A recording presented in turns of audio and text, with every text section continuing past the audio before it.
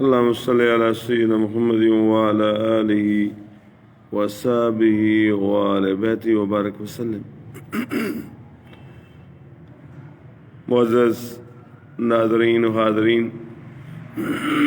بحمد اللہ تعالی سورہ زخرف کی 26 آیہ کریمہ سے شروع کریں گے۔ بحمد اللہ تعالی 25 آیہ کریمہ مکمل ہو چکی ہیں اور الحمدللہ 25واں پارہ بھی نصف ہو چکا ہے۔ آئیے اللہ کے نام سے شروع کرتے ہیں۔ اعوذ باللہ من الشیطان الرجیم، بسم اللہ الرحمن الرحیم۔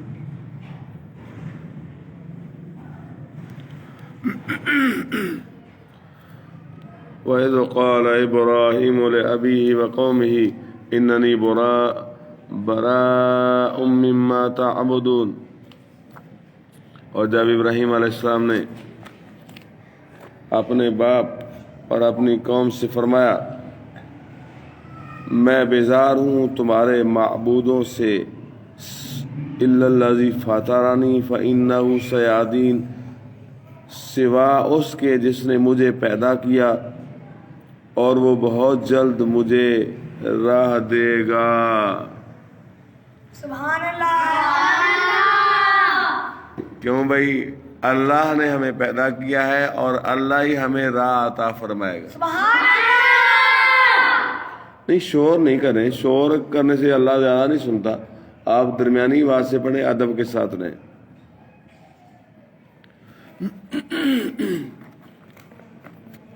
وَجَعَلَهَا كَلِمَةً بَاقِيَةً فِي عَقِبِهِ لَعَلَّهُمْ يَرْجِعُونَ،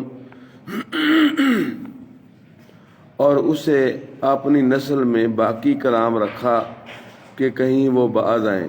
بَلْ مَتَّعْتُ هَؤُلَاءِ وَآبَاؤُهُمْ حَتَّى جَاءَهُمُ الْحَقُّ وَرَسُولٌ مُبِينٌ، بلکہ میں نے انہیں اور ان کے باپ دادا کو دنیا کے فائدے دیے یہاں تک کہ ان کے پاس حق اور صاف بتانے والے رسول تشریف لائے۔ اللہ کے محبوب رسول صلی اللہ علیہ وسلم حق بن کے آئے اور اللہ کا راہ واضح اور کھلا دکھانے کے لیے آئے۔ وَلَمَّا جَاءَهُمُ الْحَقُّ قَالُوا هَذَا سِحْرٌ وَإِنَّا بِهِ كَافِرُونَ، اور جب ان کے پاس حق آیا بولے یہ جادو ہے اور ہم اس کے منکر ہیں، معاذ اللہ۔ آپ اندازہ کر لیں کہ وہ حق کو کیا کہہ رہے ہیں۔ وہ کہہ رہے ہیں معاذ اللہ ہم اس کے منکر ہیں کیونکہ یہ جادو ہے، اور جادو کو اللہ کے کلام سے کیا نسبت ہو سکتی ہے؟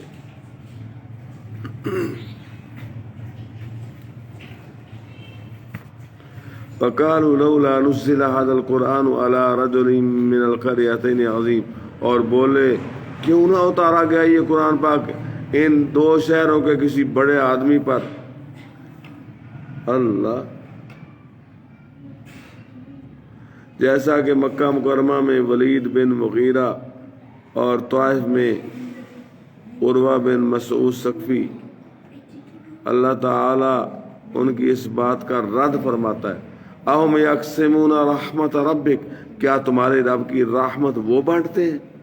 نَحْنُ قَسَمْنَا بَيْنَهُمْ مَعِيشَتَهُمْ فِي الْحَيَاةِ الدُّنْيَا وَرَفَعْنَا بَعْضَهُمْ فَوْقَ بَعْضٍ دَرَجَاتٍ لِيَتَّخِذَ بَعْضُهُمْ بَعْضًا سُخْرِيًّا،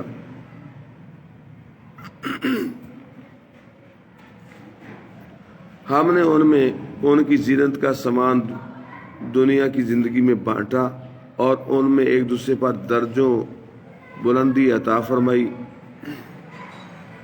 بلندی دی۔ لیتخذ بعضهم بعضا سخریا، کہ ان میں ایک دوسرے کی ہنسی بنائیں، معاذ اللہ۔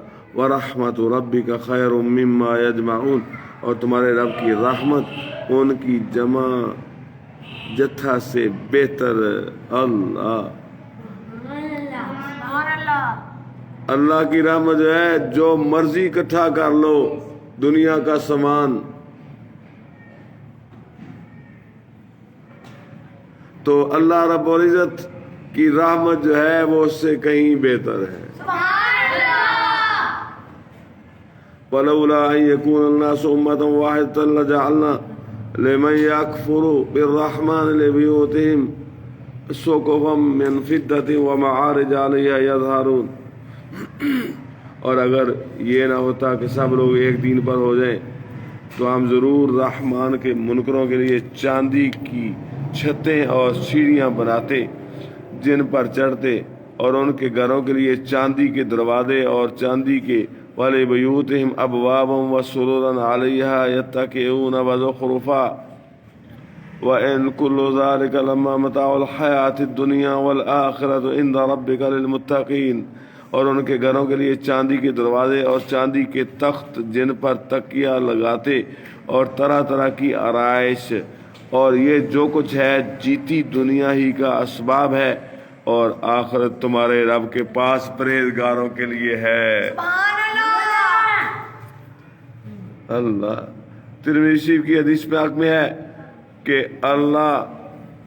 اگر اللہ تعالیٰ کے نزدیک دنیا مچھر کے پر کے برابر بھی قدر رکھتی تو کافر کو اس سے ایک گھونٹ پانی نہ دیتا. قال ترمذی حدیث حسن غریب. دوسری حدیث پاک میں ہے سید عالم صلی اللہ علیہ وسلم نیاز مندوں کی ایک جماعت کے ساتھ تشریف لے جا رہے تھے. راستے میں ایک مردہ بکری دیکھی. فرمایا دیکھتے ہو اس کے مالکوں نے اسے بہت بے قدری سے پھینک دیا. دنیا کی اللہ تعالیٰ کے نزدیک اتنی بھی قدر نہیں جتنی بکری والوں کے نزدیک اس مری ہوئی بکری کی ہو. اخرجہ ترمذی وقال حدیث حسن. سید عالم صلی اللہ علیہ وسلم نے فرمایا کہ جب اللہ تعالیٰ اپنے کسی بندے پر کرم فرماتا ہے تو اسے دنیا سے ایسا بچاتا ہے جیسا تم اپنے بیمار کو پانی سے بچاتے ہو. ترمذی وقال حسن غریب.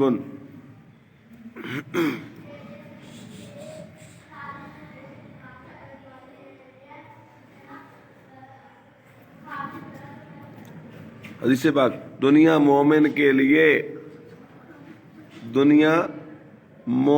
کے لیے قید خانہ اور کافر کے لیے جنت ہے.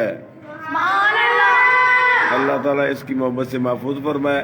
اپنی اور اپنے حبیب پاک صلی اللہ علیہ وسلم کی سچی اور مخلص محبت فرمائے. آمین ثم آمین. السلام علیکم ورحمۃ اللہ وبرکاتہ.